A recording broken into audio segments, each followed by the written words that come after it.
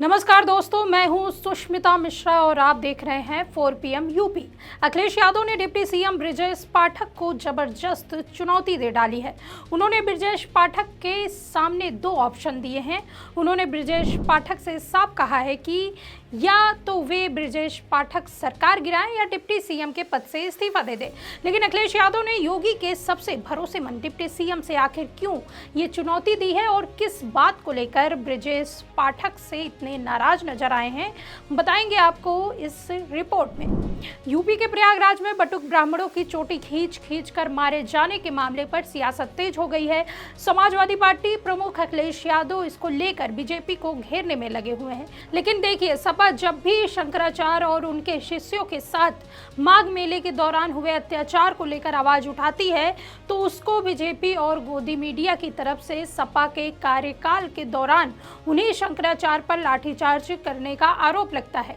बार बार वो पुराने क्लिप दिखाकर अखिलेश यादव का मुंह बंद करने की कोशिश की जाती है, लेकिन अब अखिलेश यादव ने उसको लेकर अपनी सफाई दी है। इसके अलावा अखिलेश यादव ने योगी के डिप्टी सीएम ब्रजेश पाठक को चुनौती दे डाली है, जो पिछले दिनों बटुक ब्राह्मणों के साथ हुआ अत्याचार पर डैमेज कंट्रोल देखे गए थे। उन्होंने पाठक पर हमला बोलते हुए कहा कि डिप्टी सीएम को सांप सूंघ गया था। उनको 1 महीने बाद पता चला कि चुटिया पकड़ी थी। सनातन के रखवाले की सरकार में ब्राह्मणों की चुटिया खींची। अखिलेश ने चुनौती देते हुए कहा कि डिप्टी सीएम की हैसियत है तो वो अपने समाज का सम्मान बचाए। ब्रजेश पाठक सरकार गिराएं या डिप्टी सीएम के पद से इस्तीफा दे दें। वो आवाज उठाते हैं कि कभी हमारी सरकार में भी लाठी और लाठीचार्ज हो गया था। वो गलती स्वीकार की थी सरकार ने, उन अधिकारियों के खिलाफ कार्रवाई की थी। और जब मुझे मौका मिला, इनसे पहले जो शंकराचार्य जी थे उनसे मैंने माफी मांगी और मैंने इनसे भी कहा शंकराचार्य से कि गलती भविष्य में नहीं होगी, गलती स्वीकार की। आपने सबने देखा। अब डिप्टी सीएम कह रहे हैं कि किसी ने छुट्टियां पकड़ी थी। बताओ, डिप्टी सीएम को क्या सांप सूंघ गया क्या? 1 महीने बाद पता लगा छुट्टियां पकड़ी थी, किसी ने शिखा पकड़ी थी। बोलो, आपने हिंदुस्तान में सनातन धर्म के रखवालों की सरकार में बताओ हमारे ब्राह्मण लोगों की छुट्टियां खींच ली। क्या बोल रहे डिप्टी सीएम?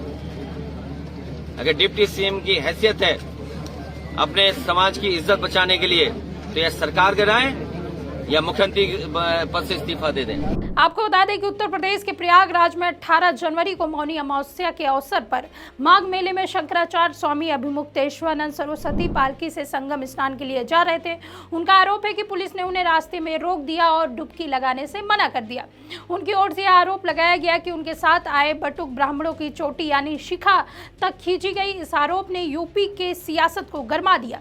स्वामी अभिमुक्तेश्वरानंद सरस्वती के साथ आए बटुक ब्राह्मणों के साथ बदसलूकी मामले ने तूल पकड़ा। इस प्रकरण ने यूपी की राजनीति में भूचाल ला दिया। इस मामले पर उप मुख्यमंत्री ब्रजेश पाठक ने भी प्रतिक्रिया दी है। एक निजी चैनल में इंटरव्यू के दौरान उन्होंने माना कि उनके सीएम के इशारों पर अधिकारियों ने जो किया वे बेहद गलत था। इसके साथ ही उन्होंने कहा कि शिखा का अपमान करना महापाप है और इसके लिए जो भी जिम्मेदार है उनके खिलाफ एक्शन होना चाहिए। इससे काम नहीं चला तो ब्रजेश पाठक ने 101 बटुक ब्राह्मणों को अपने सरकारी आवास पर आमंत्रित किया और सभी बटुकों का पारंपरिक तिलक लगाकर सम्मानपूर्वक स्वागत किया।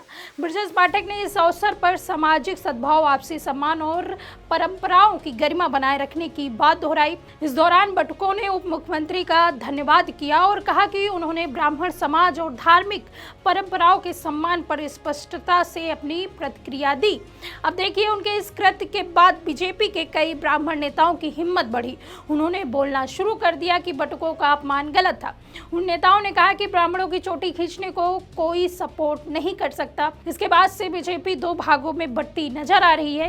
एक तरफ वो लोग आ रहे हैं जो सीएम योगी के समर्थन में दिखने के चक्कर में चुप रहे और दूसरी तरफ वो ब्राह्मण नेता है जिन्होंने अपना वोट बैंक संभालने के चक्कर में बोलना पड़ा। अब देखिए, अखिलेश यादव कोई अकेले सपा नेता नहीं है जिन्होंने इस मामले को लेकर ब्रजेश पाठक को इस्तीफा देने की चुनौती दी है। अखिलेश यादव के चाचा और सपा नेता शिवपाल सिंह यादव ने भी तंज कसते हुए कहा था कि बटुकों को सम्मानित करने से क्या होगा। अगर ब्रजेश पाठक को बटुकों के अपमान की इतनी चिंता है तो इस्तीफा देकर दिखाएं। देखिए, वो उसी पार्टी के हिस्सा हैं और मंत्रिमंडल में भी हैं, तो अगर उनको इतना ही बुरा लगा है तो उनको इस्तीफा दे देना चाहिए। पाप तो उनको भी लगेगा। पाप उनको इसलिए लगेगा कि उसी मंत्रिमंडल के वो भी सदस्य हैं। अपमान तो वहीं से हुआ है, तो तुरंत उनको इस्तीफा दे देना चाहिए। आज सत्ता की आंखों में आंखें डालकर पत्रकारिता करना मुश्किल हो गया है। हम पर मुकदमे से लेकर चैनल को बंद करने का दबाव बनाया जा रहा है। मुश्किल दौर है, लेकिन हम हार नहीं मानेंगे। इसलिए 4 PM को ज़्यादा से ज़्यादा ज्वाइन करें और स्वतंत्र पत्रकारिता को जिंदा रखने के लिए जितना हो सके हमारा आर्थिक सहयोग करें। उम्मीद है कि आपके सपोर्ट से ये जंग भी हम जीत जाएंगे। अब देखिए, जब से शंकराचार्य विवाद यूपी की सियासत की केंद्र में आया, तभी से योगी और उनके दोनों डिप्टी सीएम के बीच खाई पैदा हो गई। एक तरफ मुख्यमंत्री योगी आदित्यनाथ शंकराचार्य को निशाना बना रहे, तो वहीं दूसरी तरफ दोनों डिप्टी सीएम के बयान में अब तक शंकराचार्य के लिए सिर्फ हमदर्दी झलकी है। इसी का फायदा उठाकर अखिलेश यादव बार बार योगी के उप मुख्यमंत्रियों को सरकार गिराने के लिए उकसा रहे हैं।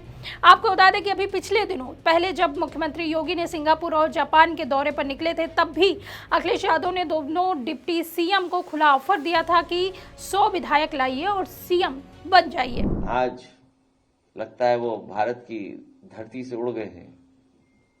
हम लोग ऑफर देते हैं, वो वापस रिवाइव करते हैं ऑफर दोबारा, 100 विधायक लाइए और मुख्यमंत्री बन जाइए।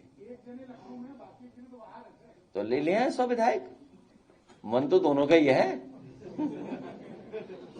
जो लाएगा वो पाएगा, जो नहीं लाएगा वो क्या पाएगा। 100 का ऑफर फिर हो गया, इससे अच्छा वो क्या मिलेगा। हाँ, 1 हफ्ते के लिए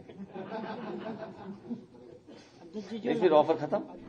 कुल मिलाकर प्रयागराज की इस घटना ने सिर्फ धार्मिक भावनाओं को ही नहीं बल्कि यूपी की राजनीति के समीकरणों को भी झकझोर कर रख दिया है।